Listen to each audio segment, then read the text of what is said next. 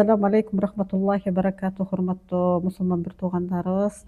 Мына орозо кирип келди. Баарыңыздардан Рамазан айы менен куттуктамакчыбыз. Жана ушул 30 күн бою ошо өзүбүздүн баракчаларыбызда Рамазан тууралуу сиздерге кеп куруп бермекчибиз. Исламда орозо 5 шартынан бири болот, билесиздер.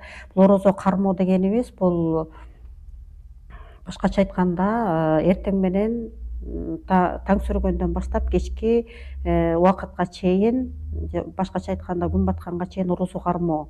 Орозо кармоо дегенибиз эмне? Эчтекени ичип жебей же жыныстык катнаштан алыс болуп, орозо кармоо дегенди түшүндүрөт.